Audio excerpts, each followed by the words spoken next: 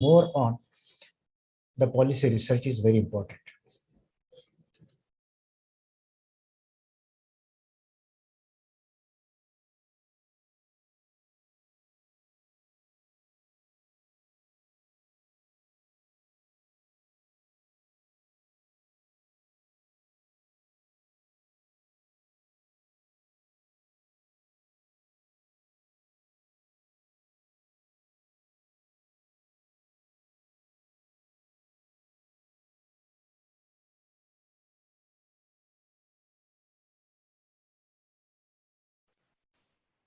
We regret the technical issue. Sir will be joining us in another 2-3 minutes.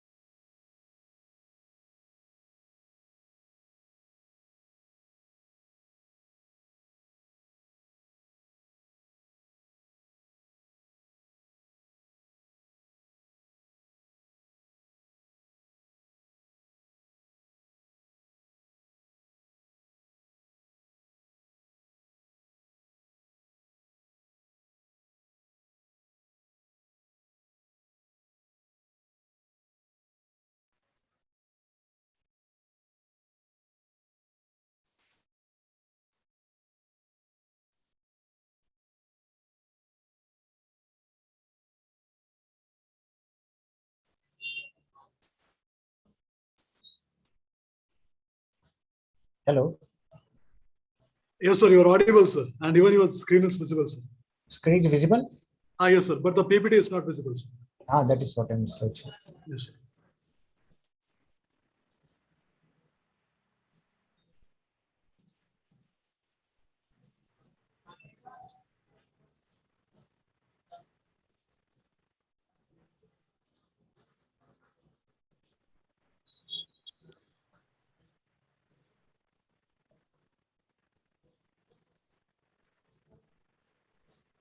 I hope now it is visible. Yes, sir. PPT is visible, sir.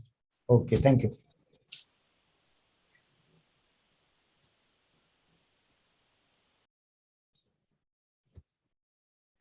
Basically, the social scientist must concentrate on the policy research dimensions because overall, the policies can be improved by using the statistical database, empirical observations, and nowadays there is a great demand for policy research. In fact, the recent controversy regarding the reservation policy, whether we have the statistical data for that, what the statistical observations are there, and based on that, only the decisions are being made. And hence, the role of social scientist is now becoming more and more fruitful, more dominant, more applicable, and the policy analyst, the policy makers are looking to the social scientists to offer them such kind of a policy inputs based on the strong realities, analysis of data.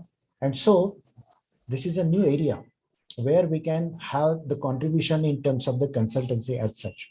I'm happy to inform the audience that our university has started with this kind of activity, and our department has contributed more than 50 lakhs rupees together as a consultancy fee, for which fortunately I was headed for the project together for 8 years. In the last 8 years, we have done the work. So policy research, policy inputs are now becoming a part and parcel of the serious research that is coming out.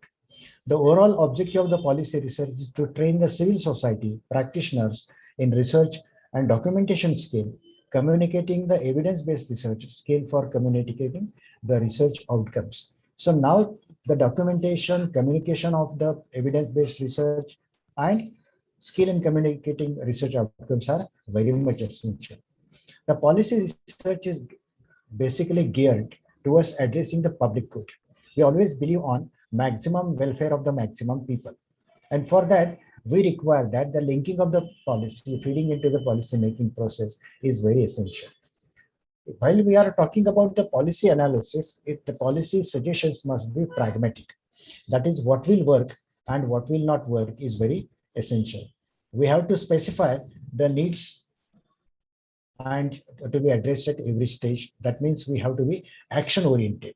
So more than theoretical perspective here, the policy actions, the societal actions, the people who are bearing the burden and the people who are benefiting needs to be balanced with the policy moves as such. So now we are moving from abstraction to real life action. So policy research becomes effective then only.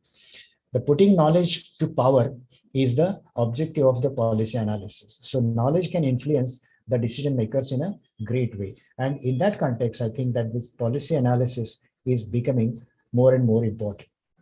The purpose of policy research is advising and influencing the policymakers and policy content of the overall policy process. For that, we have to create the alertness and to generate a new policy on public issue. So whatever the new policies are coming up, how they are making an impact, whether they are creating positive impact or negative impact, that we have to analyze, and how to curtail, how to reduce the negative impact is the another task for suggesting the proper policy intervention. It will bridge the gap between the research and the policy. Right now, the policy makers earlier were far away from the research activities, but now the research inputs are very much required by them. And so now it is the time where we can bridge the gap between the research and the policy. Similarly, we can give the evidence and justification for the policy assumptions and the biases. Why it is so? What is required to be done? So all that can become with the basic data. So it is difficult to move away from the abstraction to into reality, but now it is becoming more and more essential that the policy implications needs to be studied on the contract in the context of the policy as such. When we look at the policy research, there are three types of the policy research. One is the demand driven. When there is a demand for advice from the policymakers, institutions on a particular need. Now, this is what we can say the sponsored type of the projects. We get the projects from the state, from the center, where they need some kind of a policy intervention, policy evaluation. Government launches various types of the welfare schemes where the evaluation is very much essential. They are interested in getting more and more support from the population for which they require positive intervention. So they fund such kind of a projects. A rupee spent by them on one particular project requires to be evaluated, and that evaluation can be done by our policy research. So whether the farmers' welfare schemes, whether the welfare schemes of the backward communities are really benefiting, or just it is a paperwork that can be evaluated. So the actual impact, the problems faced by the beneficiaries, that can be identified with this demand-based or demand-driven policies as such. And this advice is taken more seriously because the state is interested in getting the proper inputs for their schemes and to redesign their schemes as such. For example, we have now the DBT, that is the direct benefit transfer scheme. This has come on the background of the corruption which was there in distributing the benefits to the poor. When the government distributed 100 rupees, only 15 rupees were reached to the poor. That was the observation. Now we have the DBT, that is the direct benefit transfer, which has in a way curtailed the loopholes in the distribution system. So this way, the technology, the policy that helps in overcoming the lacunas which are there. Second one is the supply driven. It is unsolicited, it is not demanded, but it is because of the interest of the researcher, and he is getting the entire work done, and he is coming with the policy. This is carried out most of the ways central statistical organization based on their interest on a particular issue. Of course, this also gives a better idea about what is being happening in the society, for which the state or policymakers may not be interested right now, but later on they may get some inputs from this supply driven also. Then a purposive policy research associated with specific issues or action from the beginning to the end can be also done. And last but not least, now accidental policy research, which is unintended adaptation of regular research to policy needs or process. the research work done by the researchers for their PhD, MPhil or degree level is the accidental policy research, because they are interested in the research just because they are interested in the getting the degrees, or it is a part and parcel of compulsion on them. Such kind of research is known as the accidental research policy as such. All these three types of the research are in a way going to add something basic input in making the decision as a whole. So basic policy research, it starts with first stage of negotiation, where what to be done, what are the provisions regarding that, whether they are going to fund it or what are their expectations. All that starts in the first stage of negotiation when there is a funding or when there is a sponsor type of the project. So the first stage is the negotiation. So negotiation stage provides the timeline, the relevance of the research, and what are the funding is available. All that becomes clear regarding the first stage of the negotiation. So you get here terms and reference of the project that you are going to conduct, and based on that, you are coming with the policy research. The second stage is the analytical stage. This is a stage where the actual research takes place, where we collect the data, surveys, we conduct the interviews, provide the questionnaires and get the work done administered, and then analyze the data and generate the findings. So this is the entire basic main component of the policy research. That is the analytical stage. But this doesn't end itself. It comes to the third stage, that is the communication stage. Unless and until it is communicated effectively to the concerned people, to the policymakers, your entire research becomes just kind of the theoretical exercise. And that's why the communication very essential. While making the policy communication, you have to use proper jargons, proper use of words, and it should not include shall done or should done. It can be done or it may be done. This is the way in which we have to put the policy suggestions, because the policy makers are the, on the top of the helm of the affairs, and so naturally we have to submit the report in a proper fashion. And finally, one caveat is essential. The researcher should remember that the researcher does not have any legislative power on the policymakers. Policymakers are the king. So we have to keep in mind that despite your good results, despite your fantastic observations and a very sound policy, it may or may not be accepted. I will give you one fine example that 2 years back in the economic survey, there was a concept which was launched and discussed very seriously, suggested to the government that the government should start a minimum basic income for the poor people. And the idea was thoroughly discussed in the entire report, but it was not accepted. It was not came in the budget itself, because the policymakers thought that this is not the right time to provide this kind of a protective policy measure to the people, or there may be financial crunches also, because of which a very good idea that providing the basic minimum income without any criteria that was thought out, but it was not given as such. So here we have to keep in mind the caveat that we are the policy analyst and we can suggest the policy, but implementation that depends upon the policymakers. The role of social scientists, especially we analyze the policy both in the short term as well as in the long term. So policies which are affecting in the short term and policies which may turn up for the long term needs to be analyzed, and the interventions required for that can be given. The immediate issues which are there in the short-term analysis, and the issues which are going to affect the generations together, they are for the long term. For example, the environmental policy, that is a long-term policy analysis, what we have to give. The energy policy that we have to analyze. The new educational policy that is coming up or that is being framed right now needs evaluation in a many perspectives. And so we have to give the suggestions that how this can be done better. Friends, every policy benefits someone at the cost of the others. So how we are going to compensate the people who are suffering or putting the burden, that is the issue. And so for that, we have to find out a balancing kind of the activity, and those who benefit from the project must be in a position to compensate to others who are bearing the cost as such. So basically the policy leads to change in the behavior of the people. We want a positive change in the behavior of the people.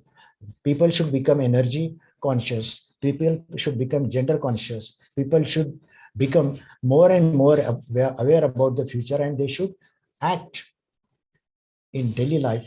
And so this kind of a policy behavior change can be done. So what can be done, what methodology can be adopted, that will be the detailed analysis of any policy. And so we have to concentrate on these dimensions, and the role of the social scientist is in the framework of these points together.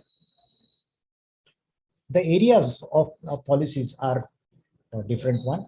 We can analyze the economic policies just like the monetary policy, fiscal policy, or the government's policy. Again, we can bifurcate together the gender policies, the policies of reservation, educational policy. All these are the policies which we can analyze in detail, or we can submit our observations, our suggestions in order to make the policies more appropriate.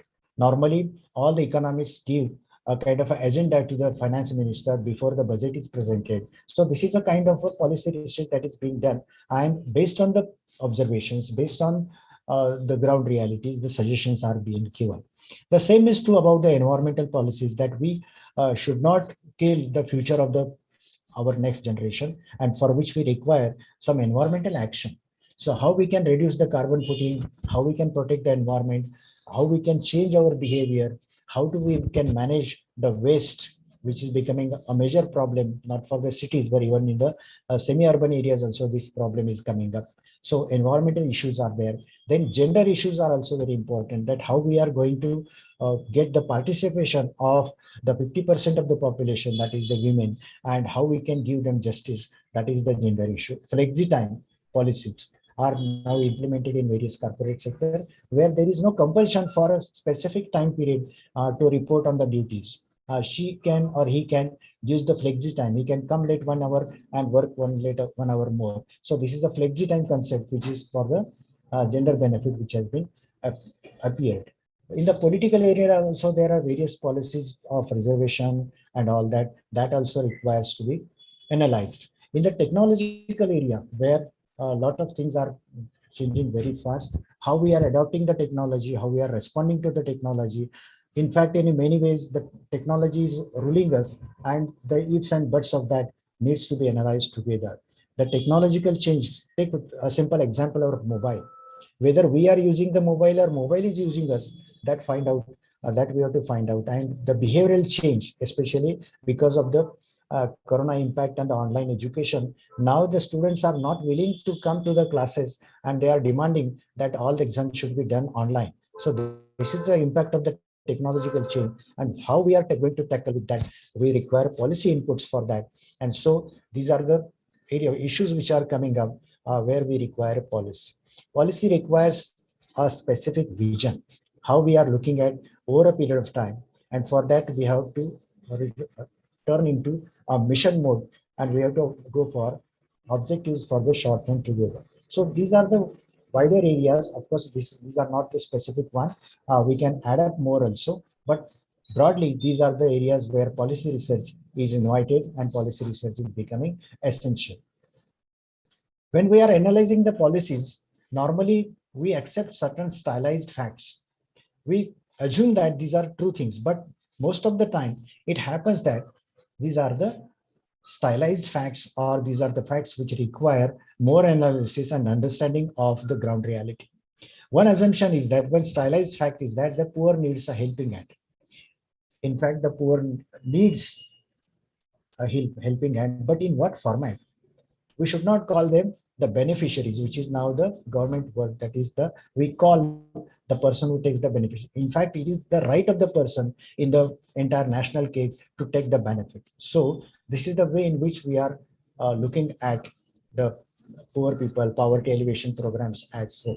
In economics, we believed on trickle down theory, that whatever growth takes place at a higher level will gradually, it will come down to the poor people. But in reality, what happened? This is not working. So the trickle down theory is now becoming only a part of history, or a part of only theoretical analysis. So trickle down theory is not working. It is a stylized fact. Many times in case of recovery, because of after of corona, our entire economy suffered a lot. And we were talking about a V-shaped recovery. Immediately, we have come up with the original level. That was the talk in the academia.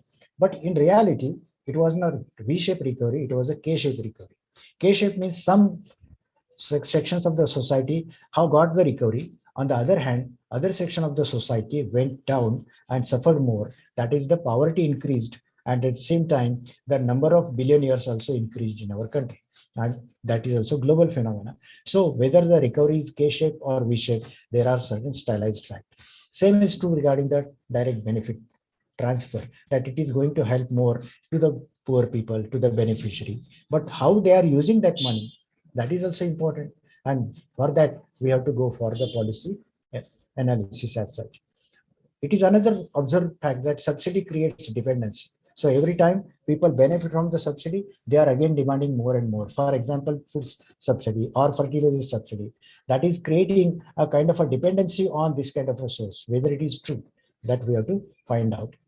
Last but not least, it is assumed that poor don't know the priority. Means what? When the income of the poor increases, we expect that they should spend their additional income on essentials, that is the food items or clothing or some kind of a better kind of accessible things as such. But in fact, the poor are putting their money for entertainment. This has happened in Africa also, that when they got the income, they first spend their rupee on the cable TV. It was expected that when the income of the poor people increases, they should go for buying food. The observation it got was that the poor people were more interested in getting the entertainment because remaining thirsty, remaining hungry, that was acquainted with them, and they were not more interested in getting that kind of food, but they were interested in entertainment. So we experts feel that the priorities of the poor should be like that only. But in reality, the priorities are different, that we must know, and we must understand what is happening at a ground level. Unless we analyze what is happening at a ground level, we cannot come with the sound policies. And that's why policy analysis is very much essential by the social scientists, and we have to go for this kind of activity. Now look at the Nobel Prize winners and the policy intervention that has got. Abhijit Banerjee has made the social experiments in Delhi as well as in Kerala and in other countries also. They have made the control experiments that after giving a stipend of, say, for example, 10,000 rupees to the some families in one village, and in another village, such a stipend was not given. It was always claimed and blamed on the poor that when the poor gets money, they spend it on the activities or on the items which are not desirable. So normally when the income of the poor increases, the habit of drinking alcohol also increases. That was the observation, or that was the assumption. But Abhijit Banerjee shown that when the income of the poor increases, they were more in a productive activity. Because of the increase in the income, the education status of the children increase. Because of the increased income, the family conflicts are reduced. So this was the impact, that when you are offering a subsidy to the farmer, a helping hand to the farmer in a design targeted way, it gives more benefits. Now, these are the kind of a lab experiment that Abhijit Banerjee has done. And these social experiments has led to winning of the Nobel Prize for his entire work. So this is the way in which the policy done or policy evaluated on the ground reality can result into better and beneficiary impact as such. In case of global poverty, we have a range of interventions, how this can be reduced or what can be done. So basically, if you want to reduce the poverty, where you have to spend the rupee first, the educational outcomes, child health, these are more important than big dams or industries as such, or employment generation activity as such. Whether we are putting our rupee in that way or not, that is a million-dollar question. We require a targeted support for the weak peoples and a strong positive effects even in the medium term. Look at the the mid-time meal that has been given to our children. The mid-time meal program that has resulted into a better attainments in the educational field. So we have to go for further analysis of this policy and substantiate the efforts that are being taken. So we require that global poverty, unemployment, the behavioral pattern of the poor needs a policy intervention which is based on the data, ground data, and the targeted interventions are now essential. So that is the point that we get from the work of the Nobel Prize winners as together. Same is true about the Mahbub ul Haq, that he has contributed much more. It is known to everyone that the Human Development Index, as he defined, is a process of enlarging people's freedom and opportunities and improving their well-being. Now, human development, uh, instead of just counting the national income and grading the countries on the basis of national income, they have given another policy input that how we can measure the human development based on the three categories, that is the income, education, and the life expectancy. These are the main parameters of the Human Development Index. Later on, now we are improving the Human Development Index in terms of identifying what is the depth of the poverty, or multi-dimensional poverty is also now the concept which is more discussed, and the policy frameworks are coming from that also. Muhammad Yunus' effort that he established the Grameen Bank in 1983. Muhammad Yunus in Bangladesh has tried to help the poor people, to make them entrepreneurs rather than the beggars. And he got the Nobel Prize in 2006 for peace. He founded in 1976 the Dhaka in Bangladesh, and the efforts that he has taken for economic and social development from below is more important. So the entire concept, entire policy of microfinance came from the efforts of the Muhammad Yunus. When he has approached to the poor people, basically they were beggars. And the begging was their main business. But he suggested that you take a small loan, sell some toys when you are free or when the begging is not there, and you can get income.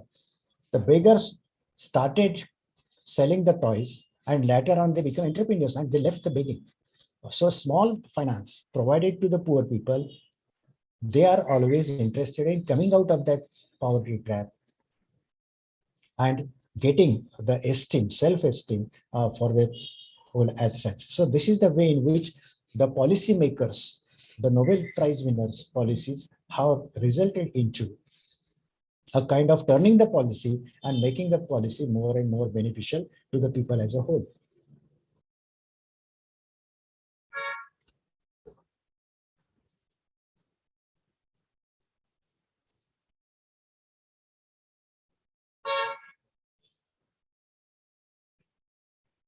Now, in our context, when we look at the program that Reserve Bank of India and SEBI started, that a policy of financial literacy is now becoming prominent. The reason is that earlier it was assumed that everybody is financially literate, but the reality shows that most of the time people are attempting or going for irrational behavior.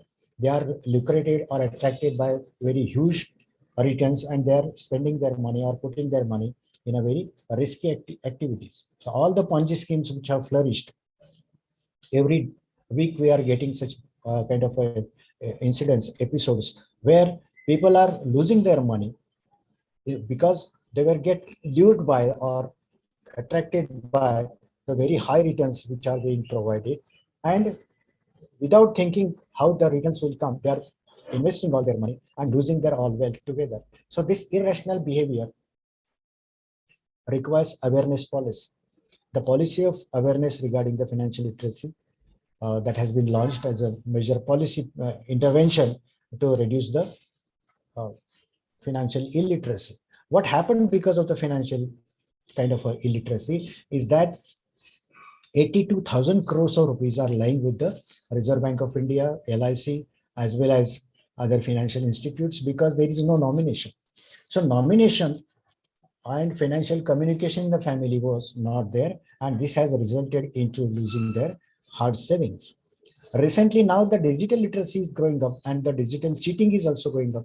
So we require a policy where the senior citizens, the women, can become digitally literate and they can make even a kind of a change in their financial behavior also. So the policies that we have discussed right now, the educational policy, financial policy, policies at the family level, environmental policy. All these policies are the practical solutions to the problems faced by the society, and it requires the modification continuously in order to get the better results from these policies as such. So we as a researcher should go for the policy analysis, that is part one that I have discussed with you. And so there is a great demand for such kind of a policy analysis.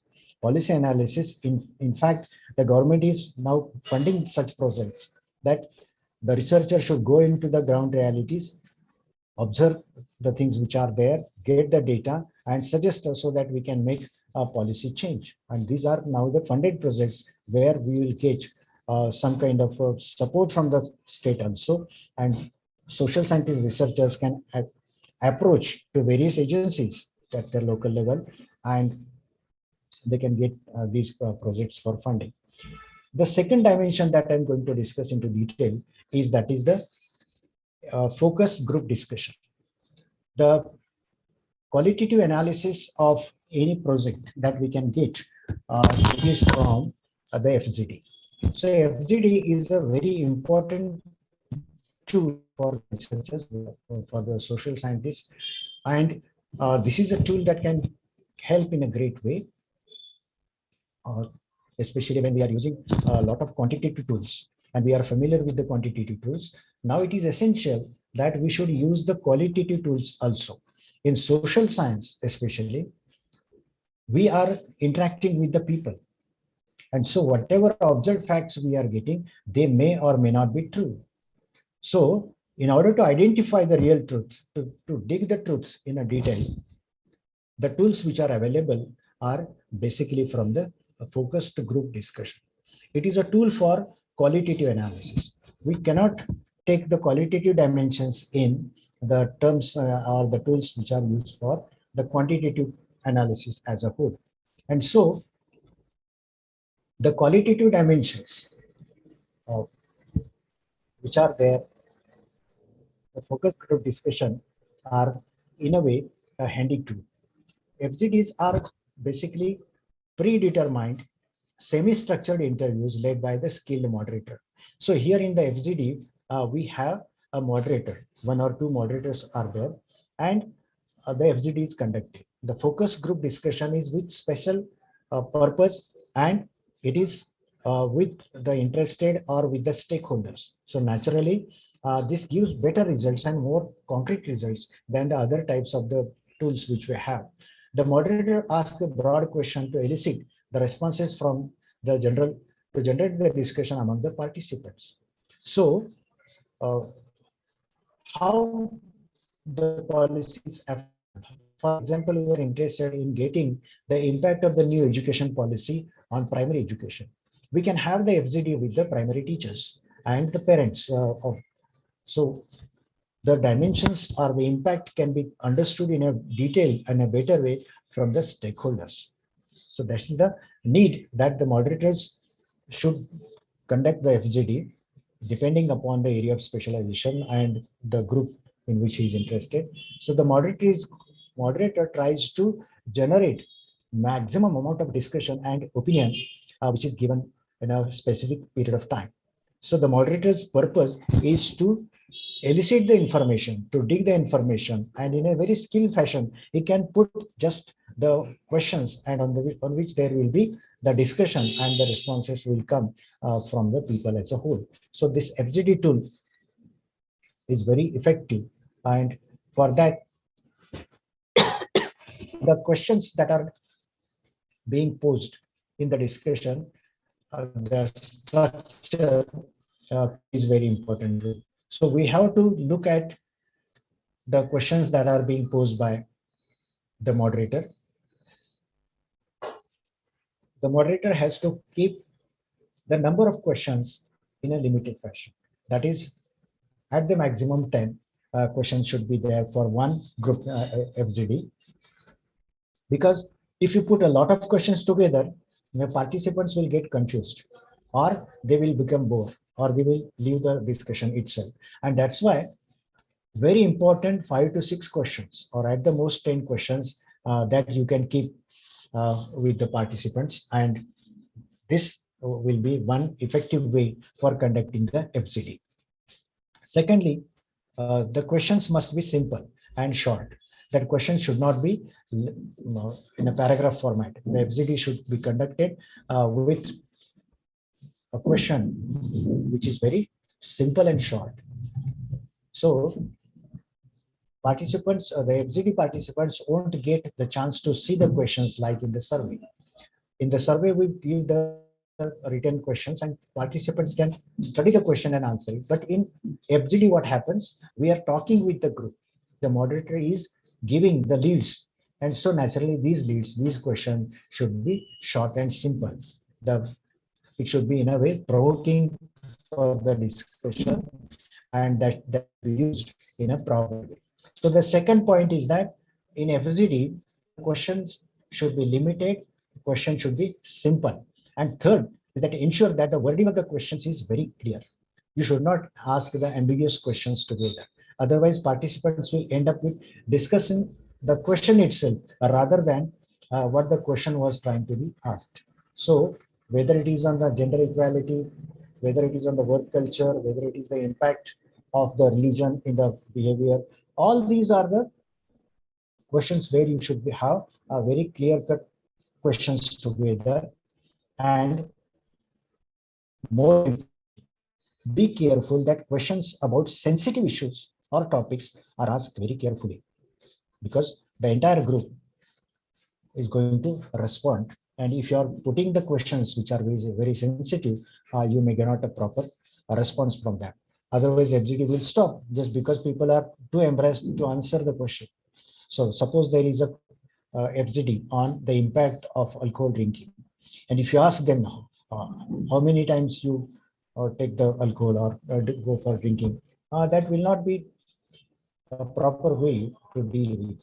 So when we have the FGD, the sensitive issues related to the health, to the family, or to the gender issues, that should not be asked, that should not be made the part of the FGD. Then make sure that the questions are worded in the way that cannot be answered in yes or no. So all your questions should lead to the discussion, and it should not end up with yes or no.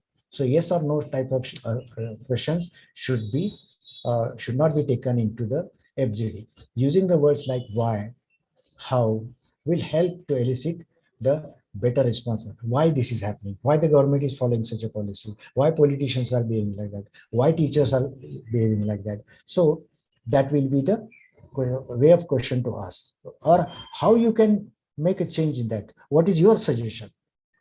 So here the respondent or the moderator is trying to get the answers in a detail and their reactions. So for a proper reaction, for proper response, a proper question is required. So creating the questionnaire for FGD in a proper format will help you in a great way. Whenever you are analyzing the policy impact with the FGD, we have to go for the proper questions that we have. Many times in the FGD, people will come with some biased mind in themselves. So naturally, we have to control that kind of a biased behavior also. So they may be suffered a lot, or they may, because of the project on which you are having the FGD, how you are behaving, that is also very important. I would like to share with you one FGD that we have conducted in a village. The village was affected because of the irrigation project. And for the 2 decades, for the 20 years, the people were suffering from the project. They have not got any compensation. Their all rights to use their property was limited because of the irrigation project. And when our university went to that village, the people gathered in a temple. We have a focused discussion with the people who are being affected by this project. They welcomed us like anything. And they said that for the first time, that some authorities are listening us. Earlier, we were not listened, or our points were not taken into consideration anytime.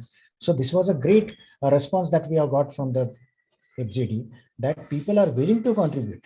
Only that the government never approached. Because of the social impact analysis project, we visited that village and our team got very positive response. And later on, the suggestions which they have given, they were incorporated in our report and we have implemented that. So in this way, the FGD becomes a very important tool that can add for the policy evaluation and for the improvement of the people as a whole. So in this way, I think that if you go in a proper questions, creating the proper questions, then that benefits a lot and create a proper environment for the FGD.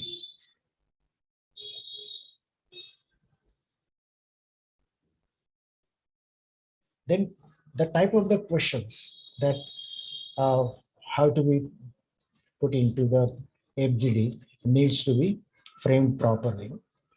The first type of question is a probe questions. These introduce the topic and make them feel more comfortable sharing their opinion with the group.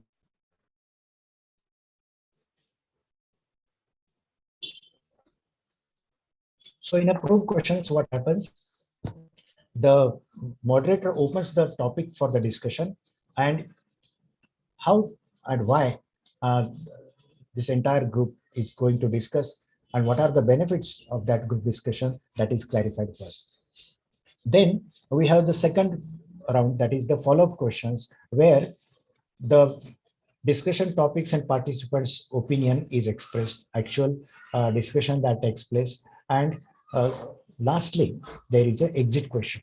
That is, you have to ensure that you didn't miss anything.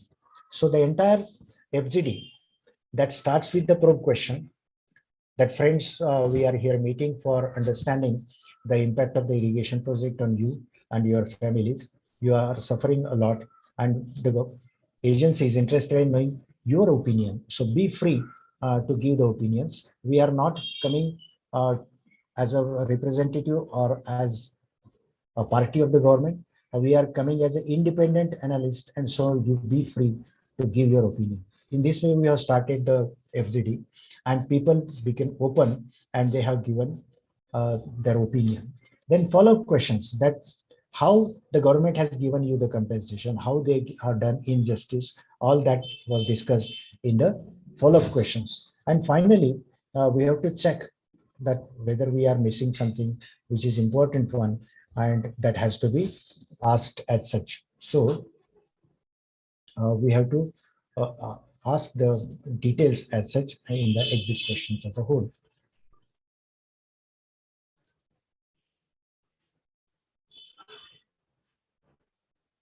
Then the next $1 million question comes is that what should be the duration of the FGD? The focus group discussion should not be very short and it should not be very lengthy. It means the FGD should be of 60 minutes to 90 minutes. The FGD should not be very short, like 20 minutes or 15 minutes together or half an hour. And it should not be more than 1.5 hours. The reason is that within this, you can get a moderate answers or you can get a proper answer. So it is very difficult for the moderator to go for very lengthy discussion.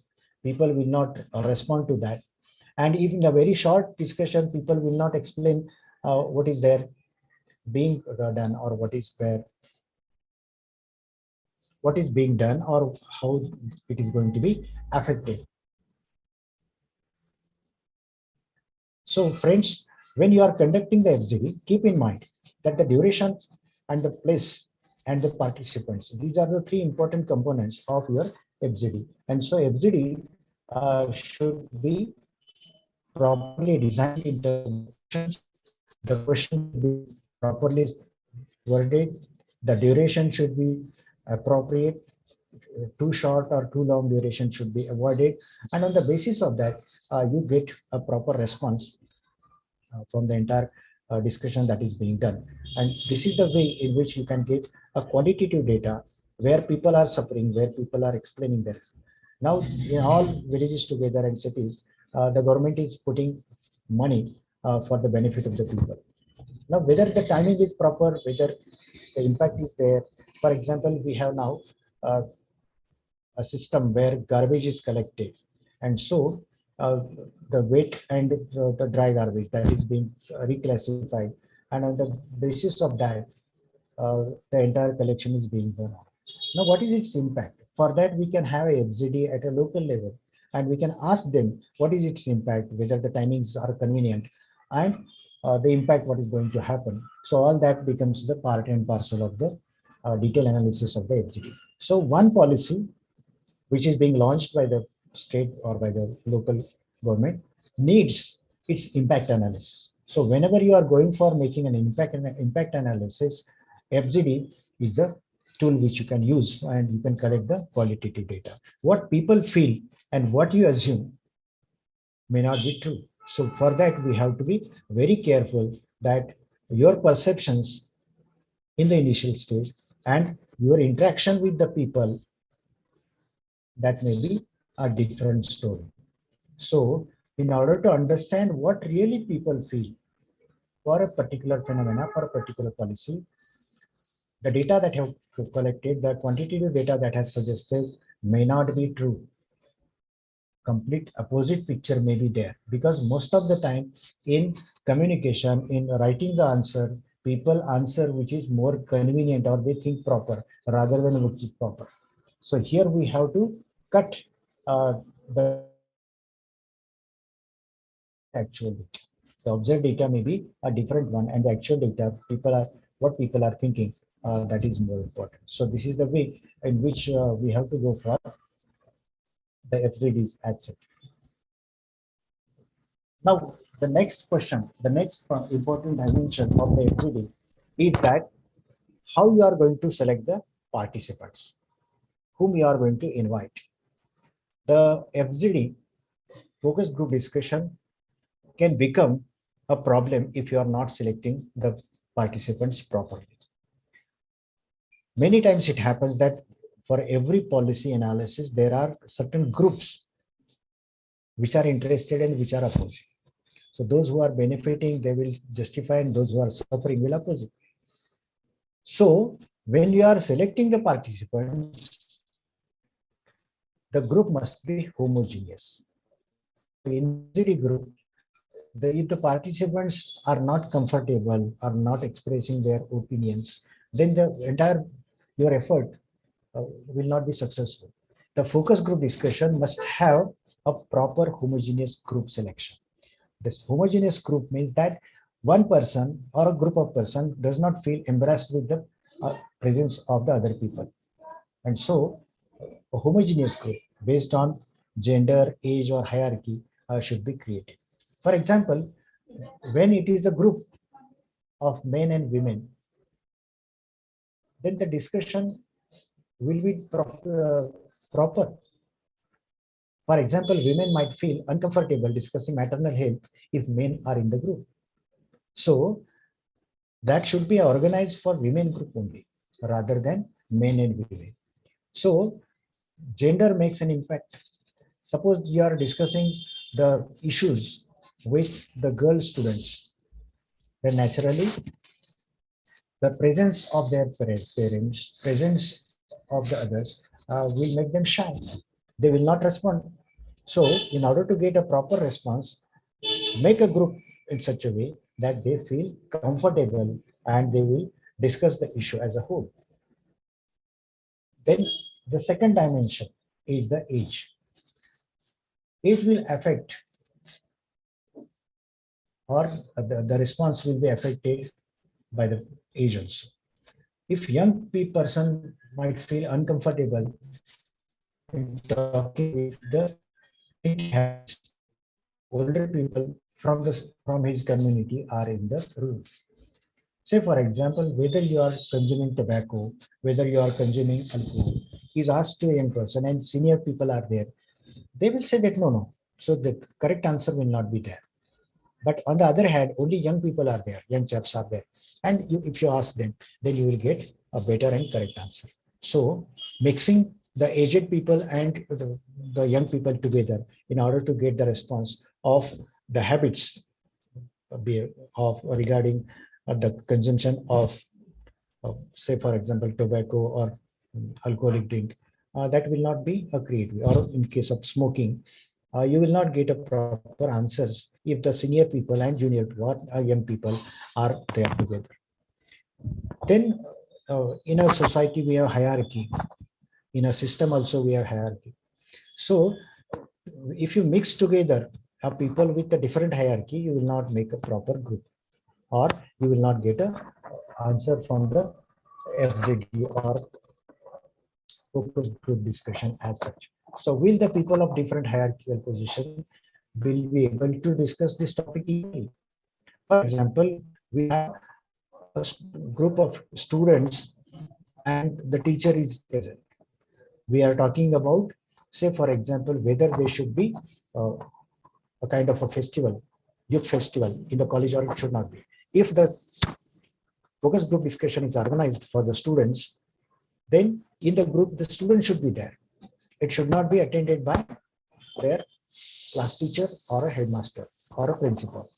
So hierarchy is also important. If you are discussing the issues of the peon or their problems, and if the head of the office is also there, they will not respond in a proper way. So in order to get the proper response, we must have the homogeneous group. So homogeneous group is another important criteria.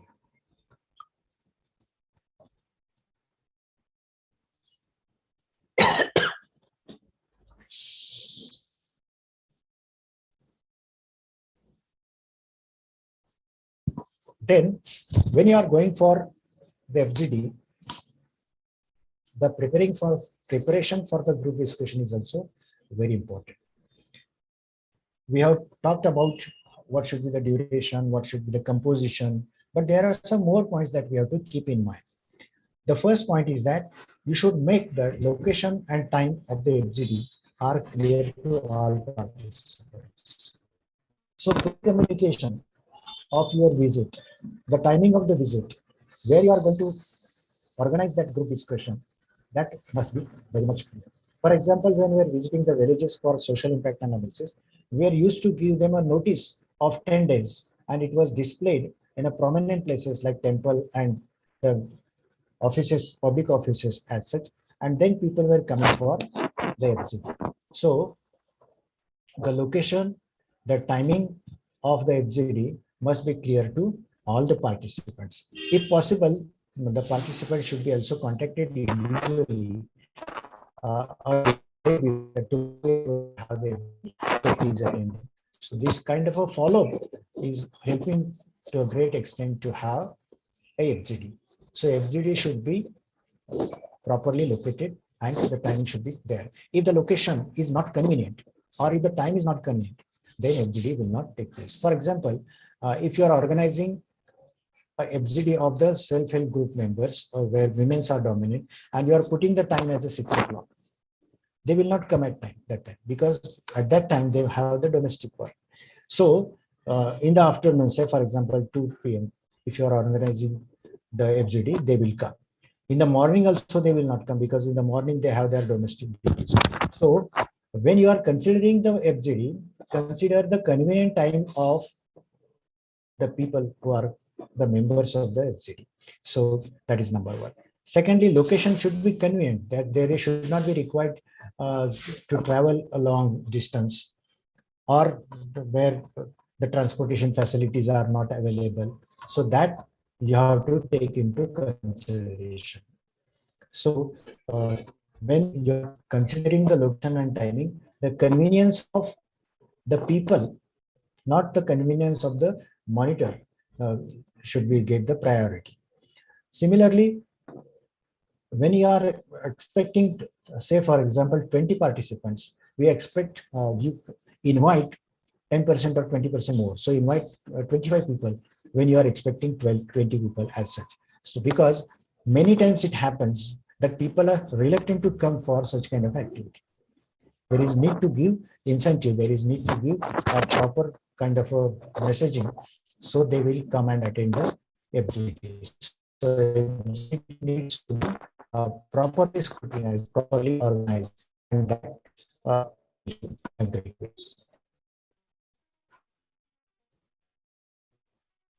And make sure that the setting does not get biased and the information being collected. So when the respondents feel that the moderator is having clear language or clear kind of a particular thought, a particular party, then it becomes the best kind of a entire thing. We are not justifying or we are not criticizing. We are trying to understand the situation. Should be the independent stand of the matter that communicate with people.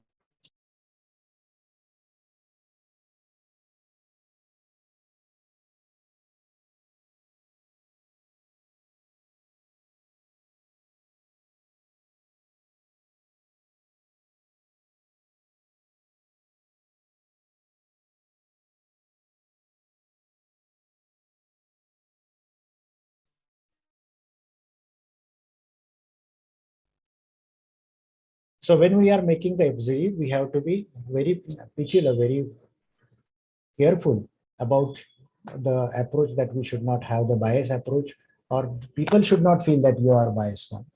So it is important to collect the demographic data from the participants, design a short form that takes no more than 2-3 minutes to complete, and the form can be administered before the focus group starts. So when we are going for the FZT, some basic data in the format of the response sheet can be collected.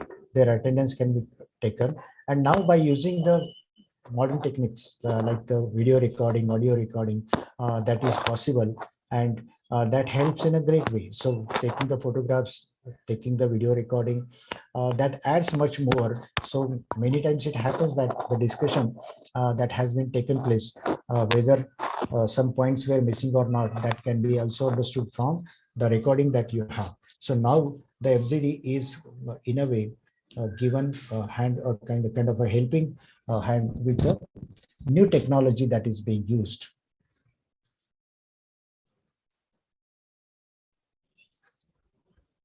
The moderator plays a very important role in the entire discussion.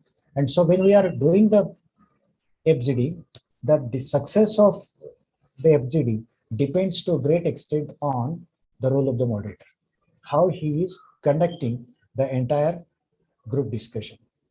So right from the beginning till the end, and even after the FGD is over, the role of moderator is very important. So moderator must have certain techniques of conducting the FGD. First and most important role is that he should remain neutral. He should behave in such a way that he is keeping safe distance from everyone. So in that way, everyone is comfortable in expressing their opinion. No nodding or shaking your head, raising eyebrows, or agree disagree with comments are not permitted. So this body language that no, I don't agree with you, or yes, okay. This kind of a response should be avoided by the moderator. Moderator should remain neutral, listening alert. So you should not criticize or appreciate the participants, or you should be in a position to remain a kind of a neutral in case of a behavior. Secondly, maximum information should elicit from all the participants. This is observation for every FGD, that there are certain participants who are dominant and there are certain participants who are shy. So many times the dominant participants always try to emphasize his points, and it gives you a lopsided picture. So when one person is dominating the FGD, what you have to do is that, let me listen from something from other.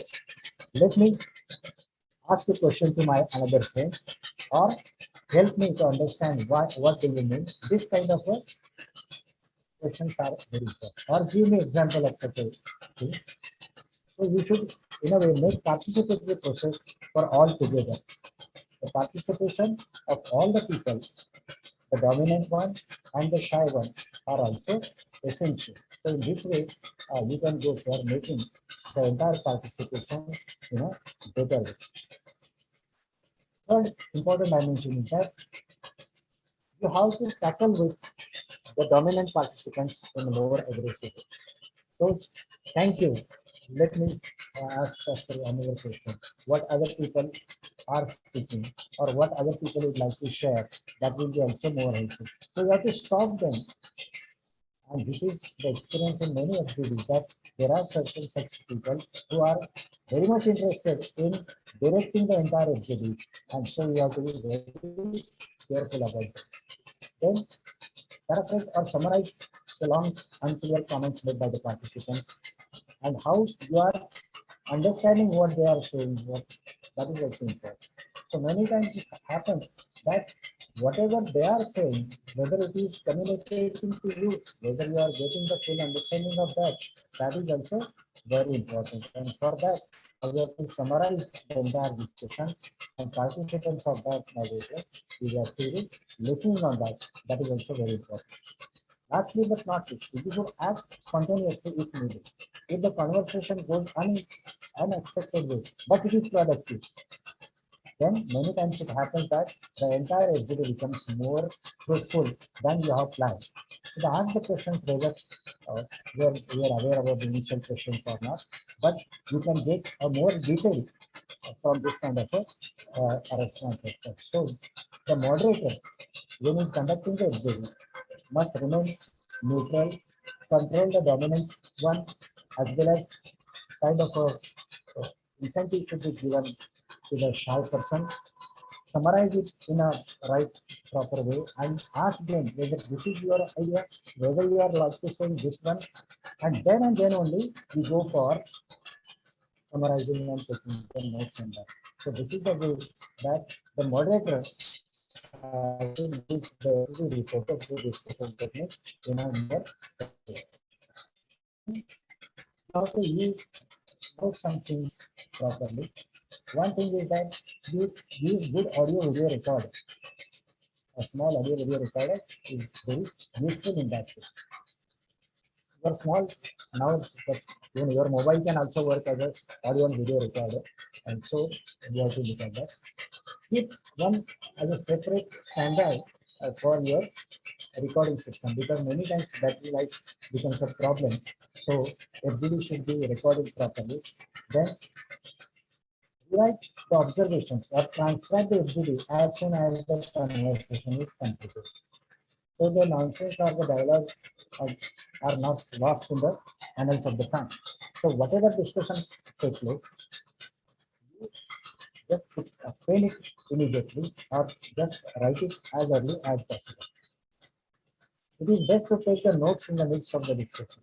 So whenever the discussion or dialogue is going on, it is better to take the notes at the same time, or you take the assistant for taking the notes. So make it point that the notes are taken at least by two people rather than only one. And so that notes becomes a handy tool to understand whatever happened in the focus group discussion. And ideally play a participation into the FDD participants, as they might succeed relative work or to participate in the study. So make arrangements some refreshment also. Now, sometimes it is difficult to pay them for coming for the exhibit, but on the other hand, some kind of a refreshment, tea, coffee, and some kind of a snack can be organized, and that will also make the entire atmosphere more friendly. And if possible, sometimes it happens that the participants come by sacrificing their daily routine or daily days earnings. So for them, some kind of a compensation can be also given if it permits within the kind of a budget that you have. So if it is sponsored budget, then naturally you can pay to the participants also a kind of attendance fee or a kind of a compensation for the loss of employment income that they have. So this is the way that you have to conduct the FGD. When we are discussing the FGD also has some limitations that we have to keep in mind. First, since FGD data is qualitative, it is necessary to keep in mind that its generalization becomes problematic. So the FGD is a basically qualitative and it cannot be necessarily generalized to the population. This is because a qualitative data is always context specific. And secondly, the facilitator must ensure that their bias is not evident. So this is the many times it happens that our attitude, our kind of a commitment, our kind of a binding, that becomes clear in the FGD. So the entire trajectory of conversation may be lost out. They must also be active in ensure that the active participation is not overpowered. So these are the limitations of the focus group discussion. Now we are coming to the another issue, that is the content analysis. The content analysis is also a kind of a technique, a research tool that can help the researcher to collect the qualitative data. The content of the TV, the content of the mobile, or the content in the newspapers, contents in the media, that gives a lot of information about the opinion or what is happening in the minds of the people. So this is a way in which we can use it, and the techniques are available for the analysis in terms of the content. How many times the word is get repeated, how many times the sentences get repeated, that is analyzed in the content, and who is repeating, who is the audience, or what they feel. So this kind of analysis is used in a political arena where the content analysis helps in to identify the popularity of the leader. For example, how many times the Modi word comes in the media or in the discussion, that can be identified. How much time it comes in a positive fashion, how many times it comes in negative fashion. That will that content analysis will help to understand what is the popularity of a particular leader. Similarly, what people think about the current issues, what people react about the issues, that can be also analyzed from the newspaper content analysis or media content analysis. Now we have the digital media where we can also have the digital content analysis. Sometimes some viral messages are also coming up. So that content analysis is also helpful in order to understand what happens in the society and what is being done. Content analysis of a different group people, male, female, or depending upon the level of education, that helps in selecting the proper reaction pattern. And so this is the area where we have the qualitative analysis in terms of the policy analysis, FGD, and content analysis. These are the three areas where the researcher basically in a quantitative format can contribute to a great extent, and that is the way in which we can enhance our research or social research by using the qualitative terms and qualitative contents as such. Right now, there is over stress on the quantitative data, but in order to make the quantitative data more relevant, it is necessary to support our research projects with the qualitative data. So for that, I think that the content analysis, FGD, policy analysis, these are the areas which we have thought more important, and policy researchers, especially the new young researchers, can contribute much more, as we have seen that our entire research projects formats are being dominated by the Western types of the research methodology as such. We have to collaborate them, in fact, calibrate them with this kind of a new techniques, tools which are there. And many times it happens that the truth that lies not merely in the quantitative data, it requires a support or thorough understanding of the qualitative data also. As the reaction of the society, reaction of the people, reaction of the group differs from time to time. So the true data, what is happening at ground reality, can be understood from the FGD or content analysis as a whole. So this is the way or a screener that we can use for data analysis.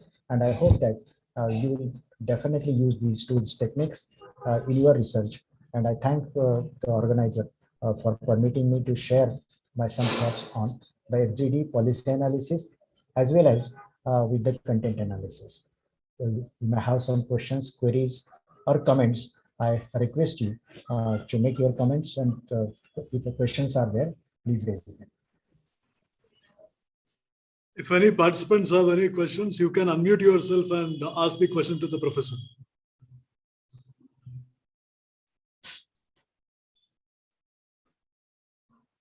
If any participants have any question, you can just unmute yourself and ask your question to the professor.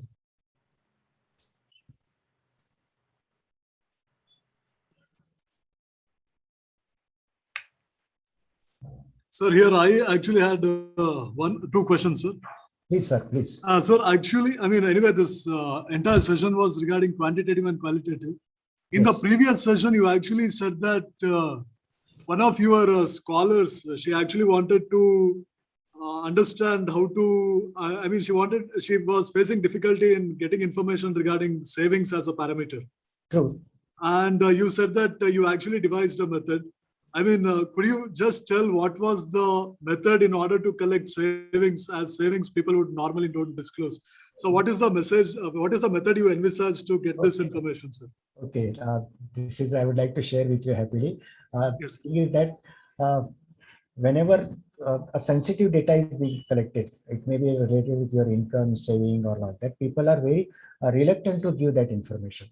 So she faced the problem that she was not getting any information from the questionnaire. And so she was depressed with the topic itself, that, sir, what can be done? People are not sharing their information on saving.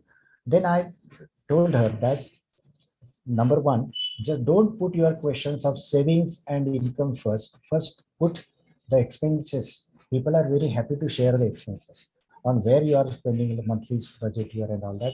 They will give you the information, number one. Number two, then you ask how you finance it. And finally, then what you do with the surplus, there you get the answer on the saving. And this trick worked well. She also conducted some focus group discussion also with their college teachers, with the colleagues, and then she got the information in detail. And she came happy and said, okay, sir, this worked well. And putting a question in a proper format, putting the questionnaire also in a proper format, using the words in a very decent format, that works a lot. So this was the thing that I recovered from that, and the project was completed. Thank you very much, sir. One more question I have. Please, sir, actually, when we are building this logit model, multinomial logit regression models and all, we basically deal with qualitative data. Sure. And when we are actually dealing with the qualitative data, and when we are actually having this Likert scale ranking or whatever it may be, true. What happens is when we actually go to the participant, when we actually go to the when we collect the data regarding the sampling and all, and we collect like sometimes 100, 200, 300 sample survey we actually do. And there what we actually expect one independent variable to actually influence a dependent variable in a certain manner. And we also observe that in when we actually preliminarily observe, we actually expect that that is going to affect a particular independent variable is going to affect that dependent variable in that manner itself. But when we actually segregate the data, when we actually segregate the data, and when we run the model, that independent variable doesn't seem to affect that dependent variable in the manner in which we actually expected it to be. And sometimes some people, I mean, some learner people, what they actually tell is, they actually tell that you have to go on your observation rather than what the people have actually put in the questionnaire. And even you also raised the same point in the discussion as well. You actually said that sometimes people may not actually reveal their real preferences. They may actually tell what is acceptable, which may not reflect the ground reality. Now here, if we actually, based on our observation, which may also be sometimes biased, will it not result in data manipulation? I mean, my question is this. My question is that we actually expect an independent variable to affect a dependent variable in certain manner. And we think that the way we are observing also portrays the same. But the thing is, the questionnaire which we have done, and after running the model, we are not getting that relation to be significant. And we feel that the participant may not have actually revealed his true preferences. In that case, if I change the data, wouldn't it result in data manipulation? And if this is the case, and not only for any set of variables, we may actually face that problem for many other relationships as well.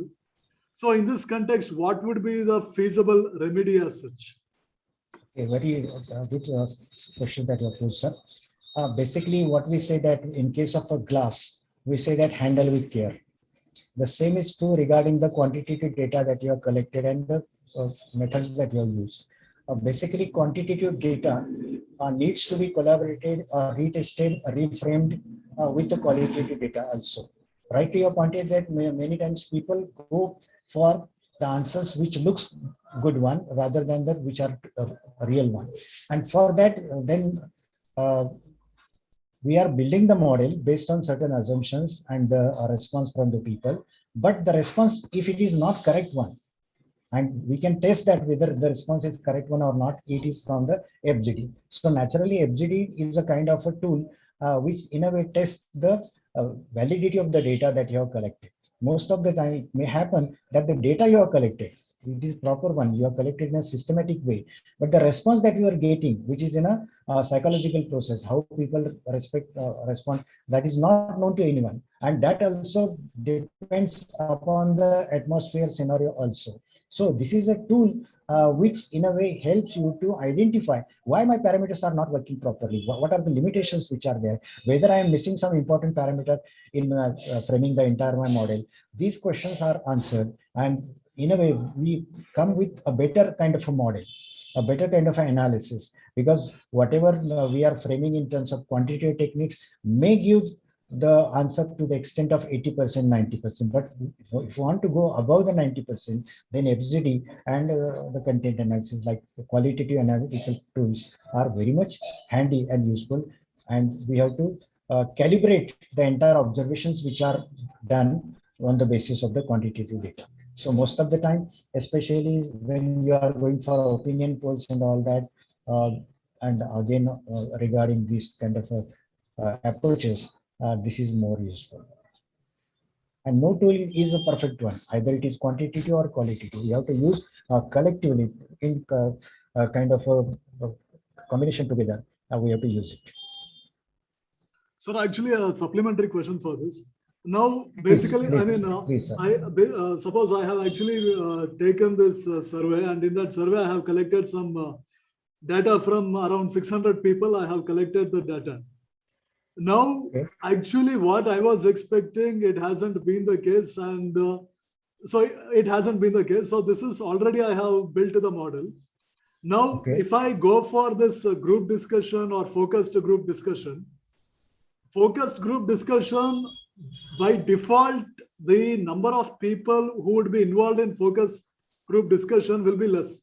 I cannot actually take the 600 people and do focus group discussion with them.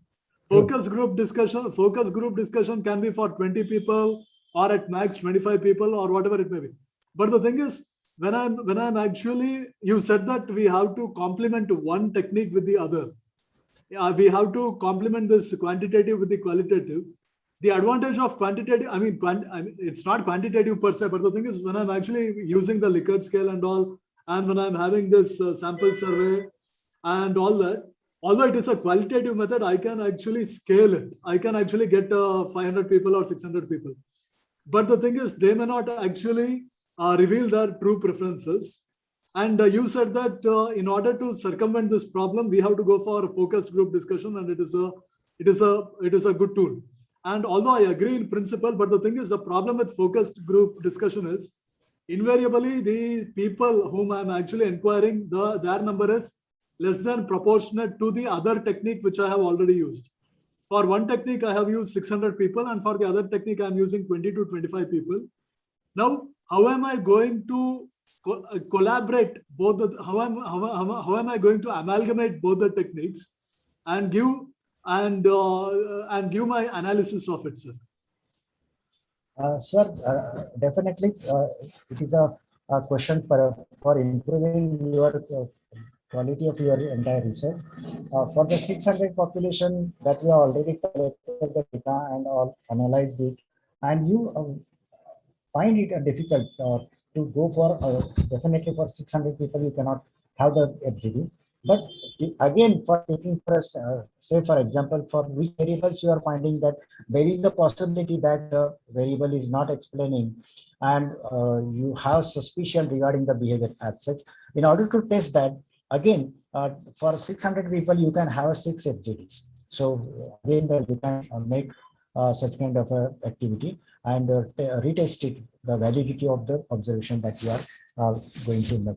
So any one technique, as I said earlier, is not sufficient. It's not but to make your observations, your entire analysis more and more strong based on the sound tools and techniques of research. This is the addition that will help you to come with better generalizations rather than the earlier things that you have done. So pragmatic, practical observations are definitely going to help out you, and you will get some strange facts, some starting facts where the already data you have got from the quantitative way, the reactions and all that, that reveals a number of things together. If you look at the videos of subgroup discussions for which you are already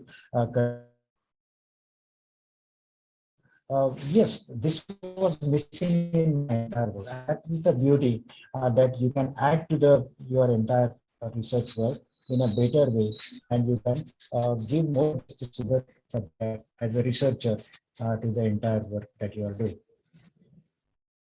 So one final question, sir. Is there a way to amalgamate this focus group discussion with quantitative data, or is it just a reinforcing tool to tell whether I mean, is FDG just a reinforcing tool to tell whether am I going in right direction or not?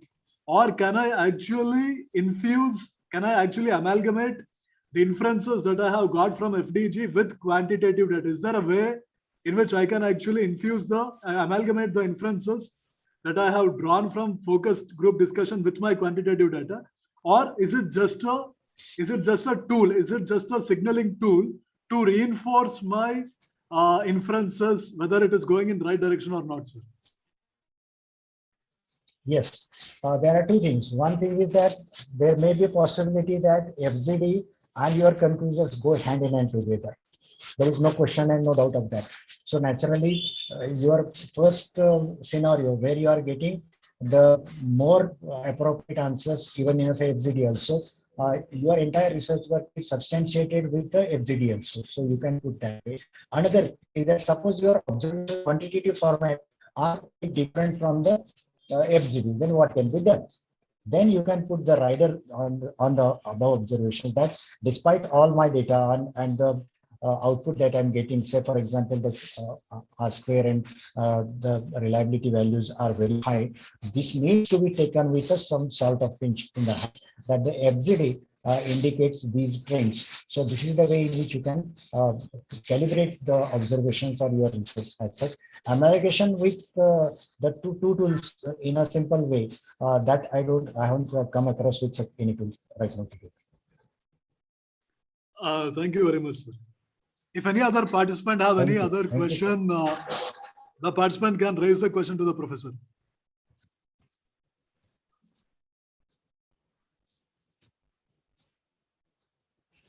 Okay, I don't think any other participants have any question. On behalf of Department of Studies in Economics, Davangere University, we would like to wholeheartedly thank you, sir, for sparing time and for sharing your wisdom despite your heavy and hectic schedule. Both the sessions was highly informative, and we got many new insights as well. We wholeheartedly thank you on behalf of the department as well as Research Scholars Forum as well. Thank you very much, sir. And the next session we shall be having at 2:30. All the participants are requested to log in by 2:30, and it will also be a very enjoyable and informative session. So now we are closing the session. And once again, thank you very much, sir. And on behalf of all the participants as well, I thank you very much. Thank you. Thank you, sir. Thank you. Thank you very much. So we are ending the session. Again, we shall restart the session at 2:30. It will be chaired by Professor Rangapal, sir, Dean of Arts, Davangere University. So even it will be a very enjoyable session. All of you, please